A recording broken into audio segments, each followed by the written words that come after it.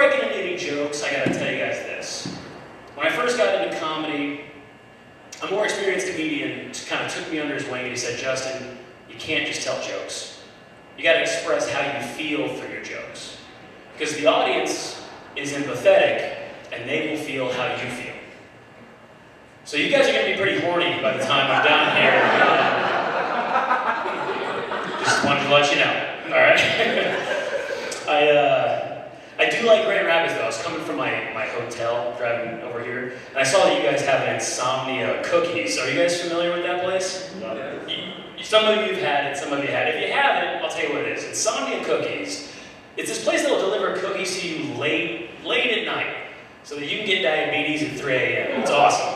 It's like the best business model of all time. I love the cookies. I do think it's a little insensitive, borderline offensive, to name your pastry product after a mental disorder suffered by millions of people. You guys don't seem to think that's as weird as I do. But that's okay, they've inspired me to open my own place. Alzheimer's Donuts. Once you've had our donuts, forget about it. You know what I'm saying? Maybe I'll even open a bipolar brownies, you know? You'll either love them or you'll fucking hate them. There's no in between. Thank you. That is a genius joke. Speaking of getting diabetes, how long can you guys watch 1,000-Pound Sisters before you decide to start jogging again? Have you guys ever seen that show, 1,000-Pound Sisters?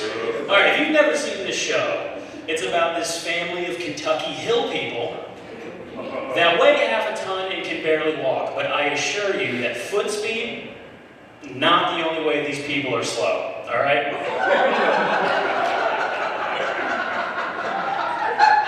I'm telling you, this whole family has basically the collective IQ of this room's temperature, all right? Which is kind of sad, because the whole show is just these Hollywood producers taking advantage of the mentally feeble. It's exploitative, it's wrong, and I can't wait to watch it every week, I'll be honest. It's awesome. Every season they come up with something new for this, to put this family through. This season's my favorite though. This season the family is studying their genealogy. Turns out this family has such a history of like morbid obesity that I'm convinced that their family tree is the same one that the Keebler elves work in. I'm pretty sure. I think that's the only way that's possible. After doing almost no research, one of the sisters of the 1,000-Pound Sisters, she is convinced that they're descended from the royal family in England, which I would say is stupid and impossible, but clearly both families are the product of incest, so it could be done. So the producers of the show have come up with a great plan. I think it's the funniest plan of all time. They're going to fly this entire family, you know, America's best, to London, England, where they're going to parade this freak show around the most sophisticated people on the planet and see what happens. Last episode, one of the sisters said, and I quote, "I can't wait to fart on one of the royal guards." So it's going to be must-watch television. I really want to be a producer on this show so bad. Mostly because I think I found the perfect ending to the show. So I'm going to pitch you the ending for 1,000-Pound Sisters, and you guys tell me if it's all right. Good, all right? Sound good? All right, here's my pitch. The last season of 1,000-Pound Sisters, they join a gym. They find 3 or 4 of the strongest, most fit trainers they can possibly find. I'm talking jacked, okay? Then we fly them all to Mount Everest, where they proceed to climb Mount Everest. The trainers are pushing them the whole way, all right? You can picture the episode. They get caught in a snowstorm, right? One of the sisters says, "If somebody dies, we might have to eat y'all." It's only 3 hours into the climb. It's way too early to be talking about cannibalism. But she's hungry. Finally, they make it to the top of Mount Everest. Once they get to the tip top of Mount Everest, at that moment, the trainers, they work together, they pick the girls up, and then they throw them off. And that's how I think the show should end. Sounds like you guys didn't like that ending. That's okay. People say I have a twisted sense of humor. And people tell me all the time, like, why do you have to have such like sick, twisted, dark jokes?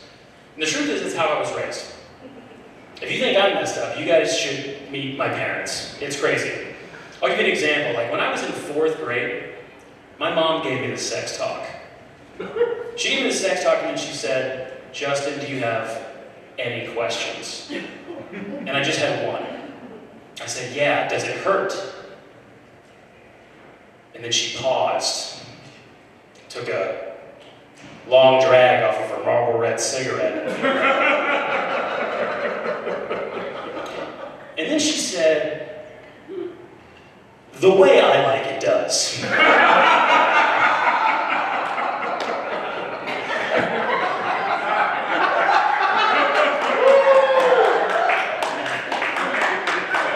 And then the lady from Long John Silver's gave us our food, so it was a weird day. I do have, but my twisted sense of humor gets me in trouble sometimes, you know. I travel a lot doing comedy. Earlier this year, I got to perform in Germany. You know, the motherland. So I got to perform in Germany, and I was trying to figure out how am I going to connect? How am I going to connect with the German audience? I'm from Indiana, they're from Germany, what do I even have in common? And then I remember, they love Formula One racing over there.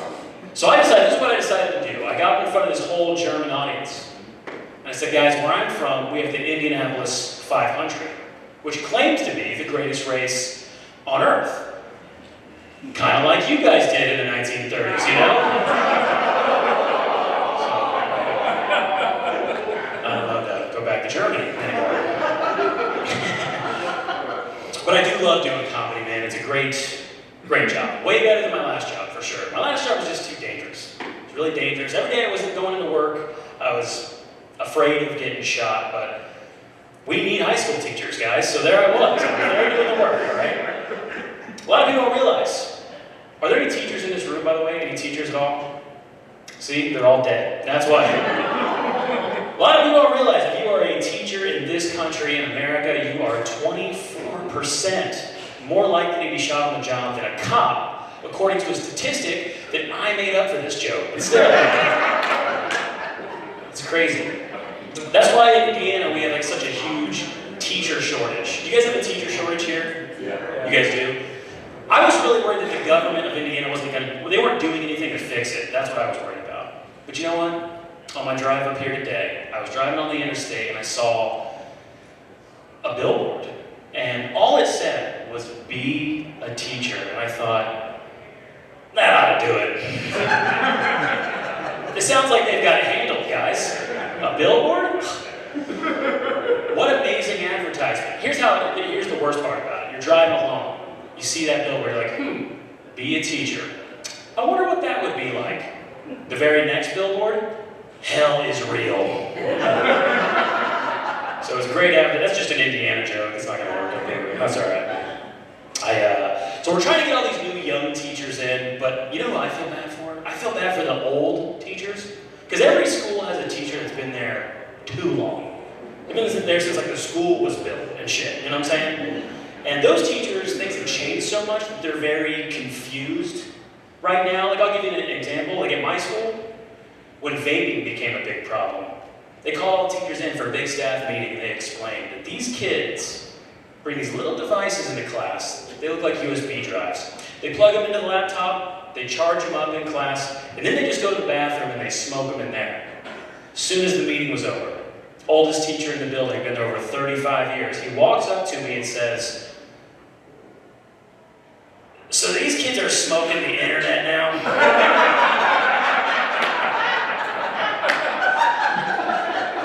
You ever try to explain technology to an old person? Immediately I was like, yes, that's exactly what it is.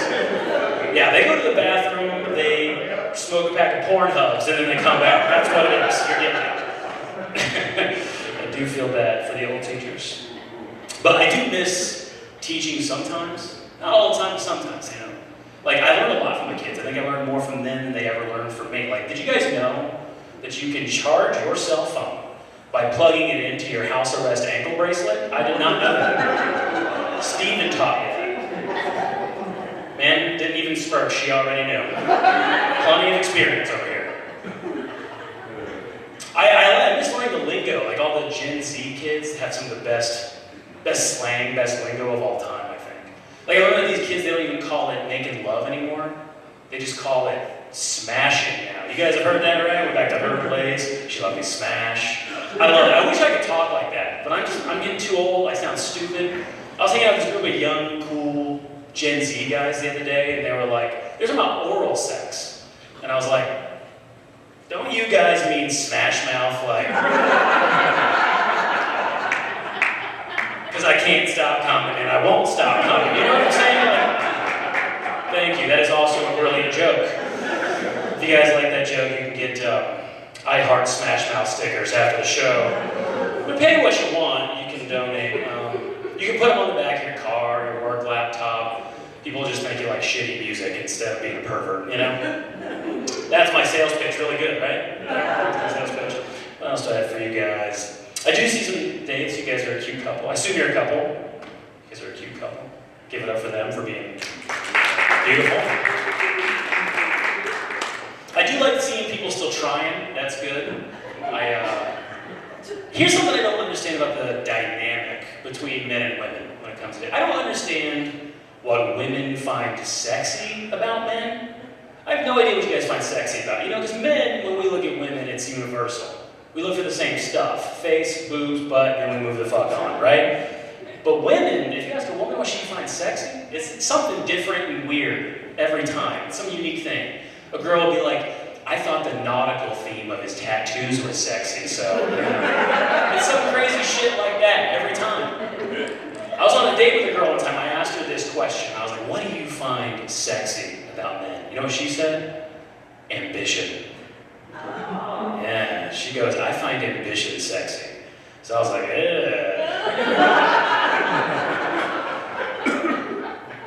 well, I really want to fuck you. Does that count? You're way out of my league. I'm still trying to hit it. This is a guy with goals, I think, right? I mean, obviously, I didn't say any of that, of course, right? But she did ask me what kind of dreams I have.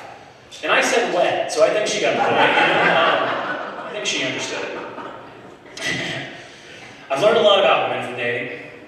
I learned a lot about you guys. You guys are different. I learned that you guys want us to be a gentleman, just not when it comes to sex. Does that make sense? You want us to be a gentleman, just not when it comes to sex. And honestly, I found out the hard way. I didn't know that. I was with this lovely young lady. We were having sex, you know. We were in that lazy dog position. You guys know it's that one where you're both on your side because you're out of shape. And a couple of people just looked at their husbands just now. That's all right.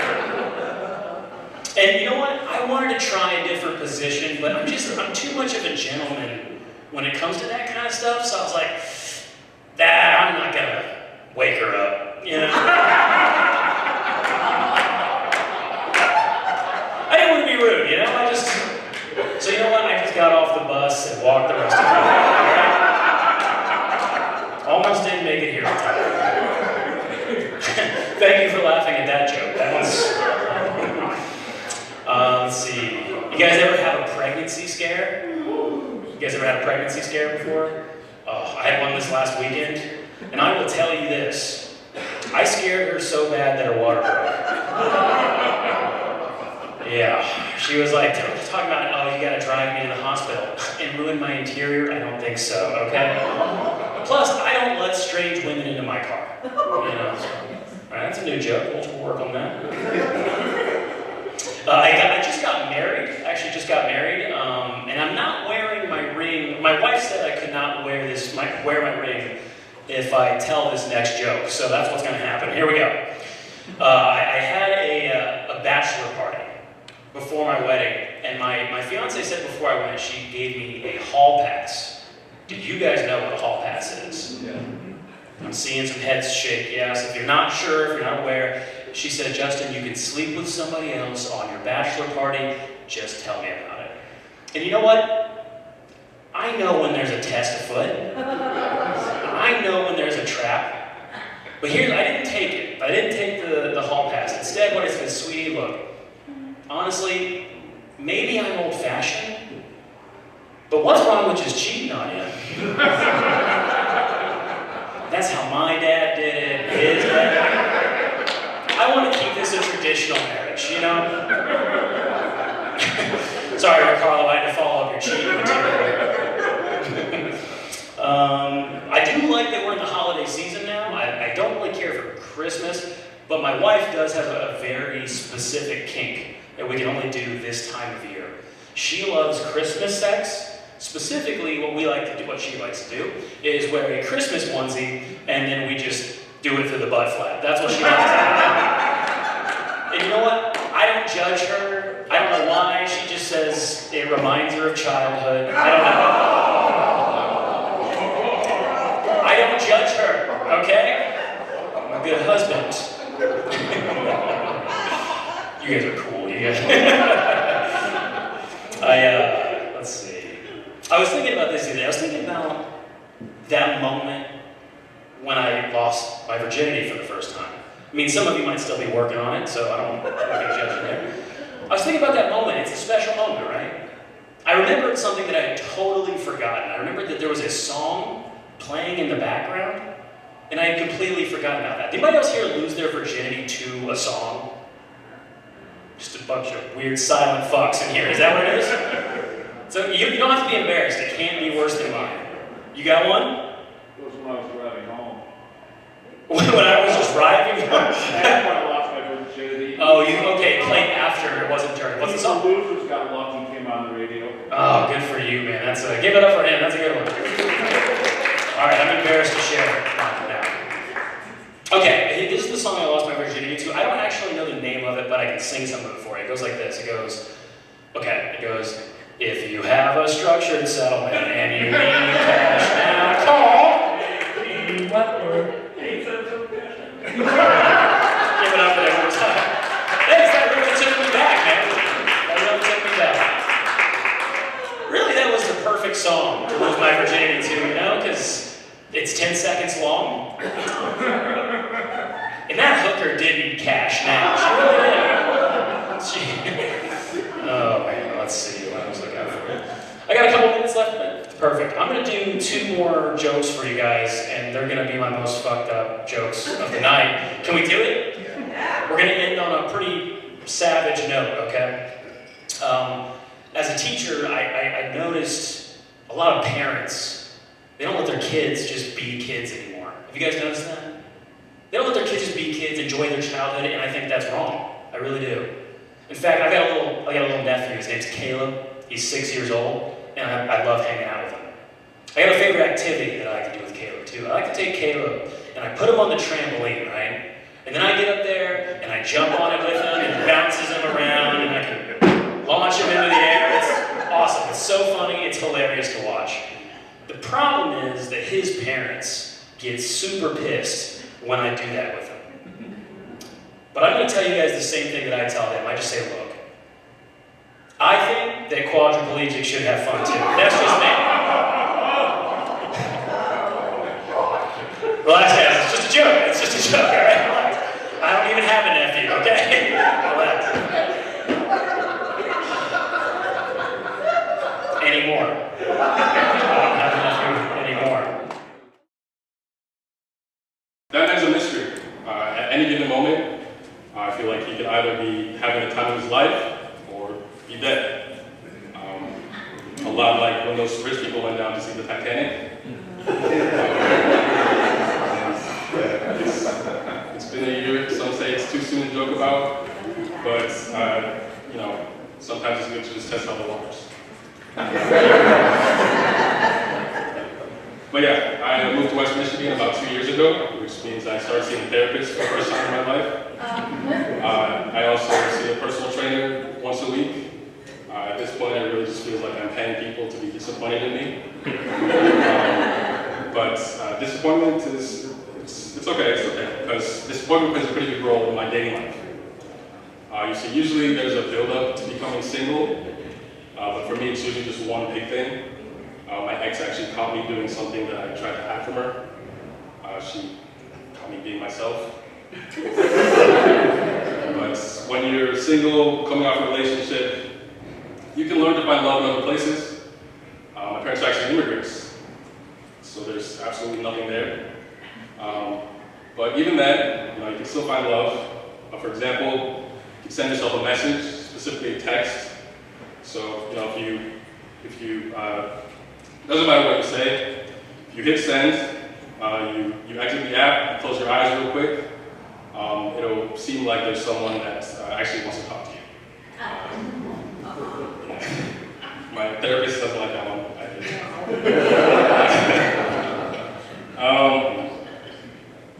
But yeah, the one thing I do really miss about my ex was the fact that her parents were loaded. One summer, her and I went to California to visit her parents. We stayed for 2 days. That was the biggest house I've ever been in. That house was so big that every time I think about it, I feel horrible. That house was so big that for the 2 days I was there, I definitely would have voted for Trump. So it felt like the right thing to do. But yeah, being single has been a trip. Matched with a girl on Tinder. About 2 weeks later, she ghosted me. So, you're talking to somebody, and then all of a sudden you don't hear from them. Which sucks, kind of stings, but, these days, it's pretty common. Now, the only reason I still think about this girl is because 2 weeks into talking, she actually revealed to me that she was terminally ill. That's like 6 months to live at most. And I don't know if she realizes it, but between myself, all the guys she was talking to, she basically set up the world's saddest game of hot potato.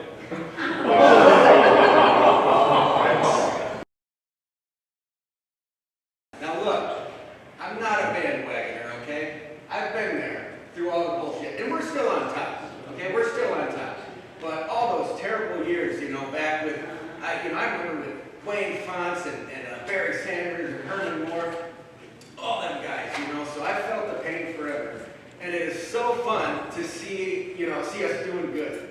They've got some great talent, and their coach, Dan Campbell. Now, look, as soon as I saw that guy, I knew it was going to be special, because he played on that 0-16 team, okay? So he has, the motivation to make them do good. And I've got quite a man crush on the guy. I think they should name a soup after him, really. But anyway, Brian's taking my picture.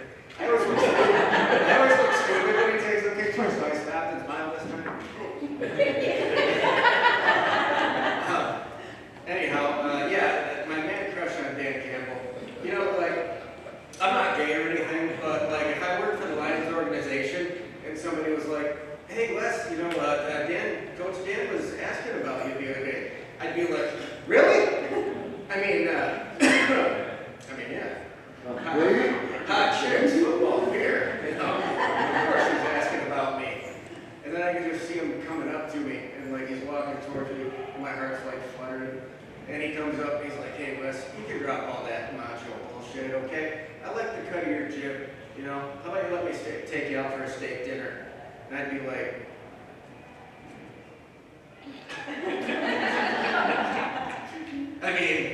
sure. Why not? Just for the annual checkup. But also to get some tips on seasonal affective disorder. Anybody in here suffer from that? Seasonal affective disorder? It sucks, And I got a happy lamp. Jury's still out on whether or not that's going to work. You can't look at the damn thing because it's so bright. It's like I look at it and then it's like, okay, I'm not sad because now I'm just blind. I can forget all about the sadness. Some of you guys may have heard me talk about her before. I'm convinced that she is going to grow up to be one of two things. One of those things is a serial killer. And the evidence just keeps on adding up. And let me explain to you what I witnessed. So, she had her Minnie Mouse stuffy, and she had a Nerf gun, and she had this sand timer. And so she's got Minnie propped up on her craft table with her hands behind her back. And she's got the gun pointed at Minnie. And she flips the sand timer over, and she goes, see that? As soon as that runs out, your life runs out too. And I'm like, jeez. So I'm watching, and she gets up, and there's just a little bit of sand left. And she goes, you know, if you want to beg for your life, now's a good time to start. And she gets down in front of it, she cocks it, and the second that that last little grain of sand fell, boom! Nailed her. And then walks over, cocks it again, and goes, pathetic, and shoots her again. Man, you can't make that up. So I was a mechanic for a long time, and I would always come home with, cuts and bruises and owies on my hands. And, she'd see that, and she's a scab picker. She picks her own scabs, and so she wants to pick mine. I think that's a girl thing, because there's always like, a zit or whatever. They're like, let me get that for you. And I'm like, it's not ready. Just stop. But, so she's picking at this scab of mine. I'm like, ouch, that hurts, knock it off. And she's like, Dad, just try not to think about the pain. And she slaps me on my knee twice. And then, earlier this week, I hear her playing with toys, and I just hear all of a sudden, he goes, well, I guess you're just going to have to sleep in the microwave. And I'm like, wait, what? They can't fit in the microwave, they're too big. And she goes, of course she can fit in the microwave, she's an infant. For real. For real. That or she's going to be a comedian. I got a fart joke here. So we were having a tea party, and I was like, oh, I forgot the secret ingredient. So I farted into my hand, and I was going to put it in her tea. And she grabbed my hand like this. And so she's trying to stop me from putting my fart into her tea, which I'll bet you that's the first time anybody ever said that. And so I see my hand go, it's by her face. And I just slowly released it, like, and she makes this face, and then she goes, gets pink-eyed. I had to go to my stupid insurance website so that I could get the proof that I'm covered in the event of a auto accident. My health coverage will cover me, so I don't need that coverage. And while I was looking it up, I saw that I am perfectly 100% covered for the PSA, the prostate screening and I'm coming up on 40, so I get to look forward to it. Now, it's like, it's not, like, I read that it was digital, and I'm like, sweet, so they're just gonna like blow sound waves at my ass or something?